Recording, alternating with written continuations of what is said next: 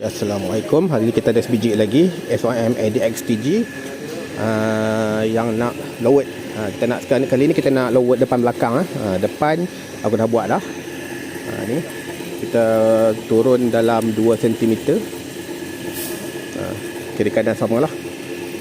Ukur pakai kaliper supaya dia lebih cun lah, supaya tak tinggi sebelah. Ni tempat turun dalam 2 cm lah. Tinggal nak pasang handlebar balik dia.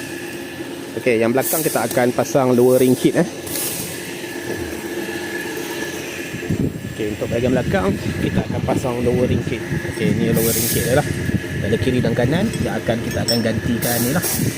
Ding ni. Okey, yang ni kita beli yang lower lah. Maksimum boleh lower 1 hingga 5 cm. Maknanya kalau semakin panjang semakin rendah lah. Kalau kita letak skru ni dekat paling panjang, dia akan makin rendah. Itulah untuk teori macam tu lah. Tapi kita try pasang dulu tengok. Okey, nanti kita sambung balik. Dah selesai buka. Memang susah. Susah lah. Ni kau tengok lapik jack. Lapik jack. Sebab double stand kena buka. Kalau tidak tersangkut. Ni double stand dia. Kalau tidak nak keluar skru ni, dari sini dia sangkut double stand. Ni kita nak cabut, dia sangkut dengan double stand. Jadi kena buka double stand dulu baru boleh cabut lah. Ok, yang ni original. Original punya link. Yang ni yang aftermarket, lagi tebal lah. Tengok. Yang aftermarket lagi tebal daripada yang original. Ok, susah dia yang tu lah. Nak buka kena buka double stand. Exhaust pun tadi aku buka untuk buka skru ni lah, untuk senang nak buka skru double stand ni. Belah sana pun kena buka. Tongkat tepi kena buka. Itulah. Kabel rantai kena buka. Nak memudahkan kerja. Okey, kita pasang balik. Itu double stand yang kena buka lah. Ni. Yang ni satu. Atas ni satu. Nak buka dia kena buka habis rantai.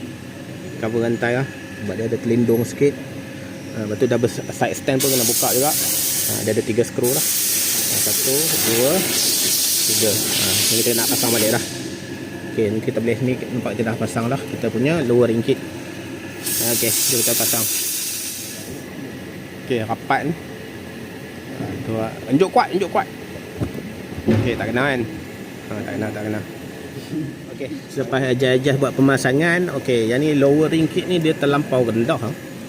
Nampak, jadi terlampau rendah. Okay, ini first step. First step, kalau saya tukar dengan yang lagi rendah, dia akan jadi lagi rendah. Bila tukar skru yang ke depan ni, dia akan bertambah rendah lah. Ni baru first step pun dah rendah dah. Kalau tukar yang ni, memang jadi pelik jadi luwet belakang. Jadi rapat belakang ni. So macam itulah. Kita try dulu pakai tengok. Kalau tak okey, mungkin kena tebuk lubang lagi. Dah boleh kena tebuk lubang. Kena tebuk lubang supaya dia tinggi sikit. Ni pakai first step pun dah terlampau rendah. Kalau tak boleh kena tebuk lubang. Tebuk lubang supaya menghampiri dengan original. Okey. 58. Naik tengok. Angkat. Okey, sampai.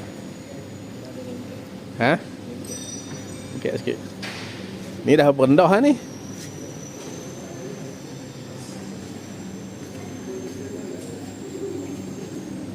Bila naik double. Okey, ada clearance lagi lah.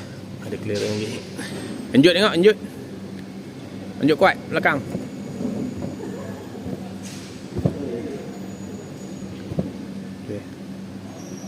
Isu bila kita lowered ni, dia tongkat tepi akan jadi tegak lah. Okey, masuk tongkat tepi, tongkat sisi lah. Okey, boleh lah, tapi dia agak tegak lah daripada yang asal. Itu satu masalah dia tegak lah. Kemudian double stand dia akan jadi lebih berat. Okey, sebab bila kita letak ni, okey, dia tak cukup condong. Okay, jadi dia akan jadi berat sikit lah kalau kita nak double stand. Okay, double stand, tengok. Double stand.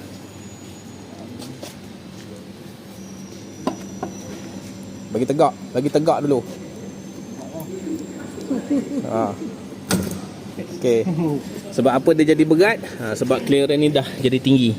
Clearance ni dah jadi tinggi, sebab tu dia jadi berat. Sebab kita punya ni dia tak cukup tegak macam tu.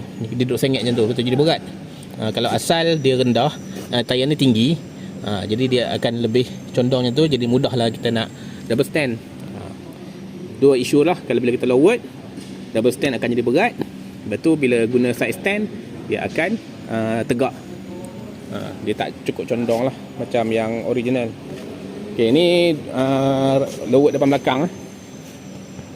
Okay, ni nampak depan lowered. Okay, belakang pun kita pasang lowering kit.